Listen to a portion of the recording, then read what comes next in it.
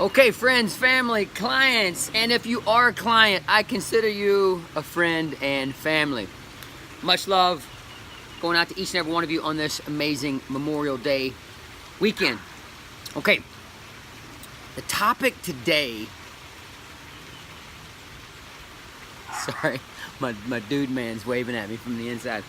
My topic today is about a subject that can be a touchy subject, sometimes more touchy and more tougher for some to navigate than others.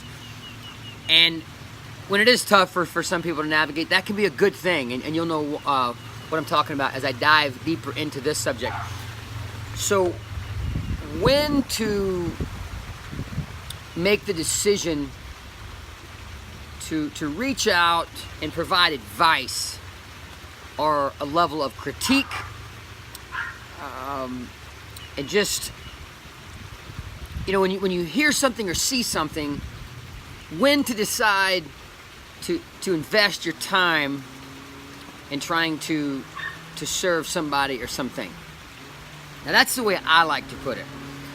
Some people can be somewhat of a train wreck, and heck, they may feel I'm a train wreck, but I feel some people are somewhat of a train wreck in how when they see something that they don't agree with, how they choose to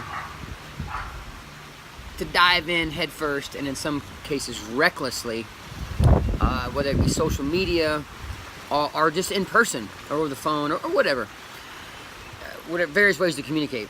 You know, in social media world, we call it trolling sometimes when people just will literally invade somebody's social media post and just, for lack of better terms, get reckless with it. And the way I look at this, until somebody in my life or my circle or maybe even somebody that I don't know that well, but until they're doing something that I feel is just, you know, if it's not real reckless, if it's not going to harm me and my family, there's some gray area here, but it's somewhat of an art form to choose when to invest your time to try to serve others, and in some cases I think it's better to let people, you know, live their lives without us giving our opinions. But there are cases where throughout our travels, everybody that served me, myself, everybody I know has something pretty epic to provide a level of service to somebody out there. It's just that the way we choose to communicate is the game changer. Great communicators are very good at graciously providing critique and graciously providing advice in a way where even if you're dropping the hammer sometimes on people when they need it, they feel like they're drawn in by your method of communication and your method of wanting to serve.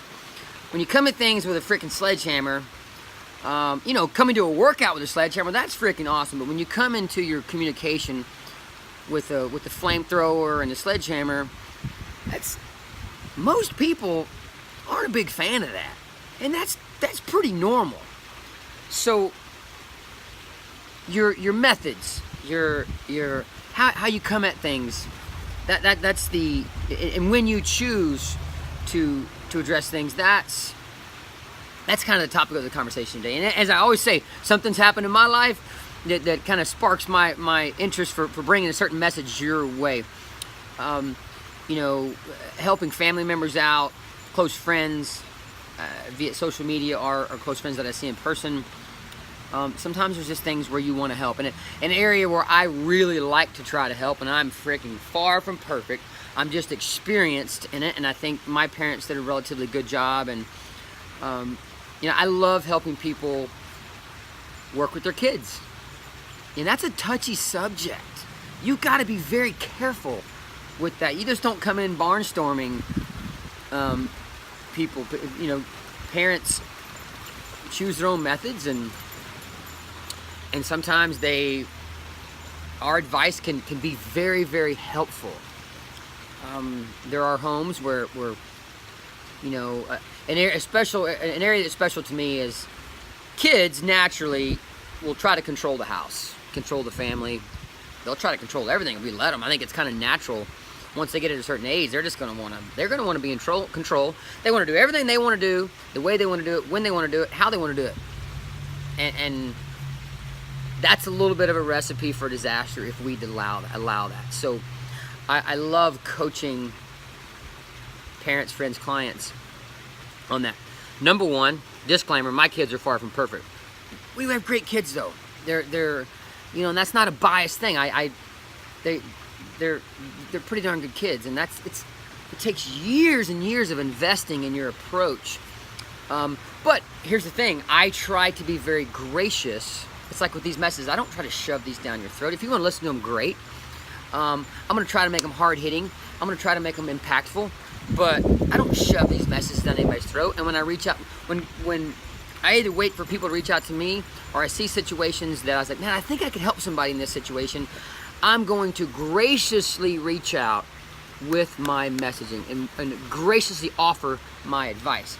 And here's the thing, once you break the ice that way, I've found that people will start to open up, and both sides can start to open up and really mesh and find some great common ground and get some things accomplished. It's one of the techniques that I use in managing in the corporate world for many years, and most people don't want to be counseled, led, or whatever, but you coming at them with a damn flamethrower. Yeah, in certain situations, in the sporting world, in the coaching world, that can be effective. But when you're providing somebody with some advice, grown humans advice, it ain't always going to go over so well when you come at it with your flamethrower approach and your aggressive trolling approach if we're talking about social media. So be careful. You know, my advice, my challenge is be careful with how you troll on other people's social media posts. Be careful on how you offer advice, because listen, I don't care who is listening to this right now, you have great advice to give in various areas. I promise you. You may not feel confident providing your advice, but you have a lot to give. You are a rock star in various areas. I have some areas that I can help you with, and I promise you, I love if you provide me with your advice in certain areas, because we've all been around the block a few times. I'm 47 and been around a lot of blocks, and you know, if we retain some of these great nuggets of information, and we're productive with our message, and we can do a lot of great service to others. So I challenge you to allow yourself to be served.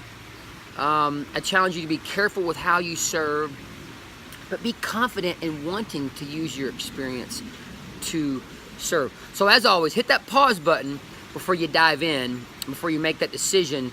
If it's a social media post, or if it's an in-person or over the phone or via email communication, serve with grace. That's the message. Let's summarize the message with that. Serve and provide advice with grace. And take your time. There's a lot to be said about not forcing what's about to happen. Grace and time can accomplish a lot. So much love, my friends. Much, much love. And as always, my door is wide open. If you're here in Austin, Texas, my door is wide open. My phone, my social media, private message, my email. You know that if there's any way I can help you, I'll do my best to help you. And I know many of you would do the same for me. Much love, my friends. Keep lighting up the planet.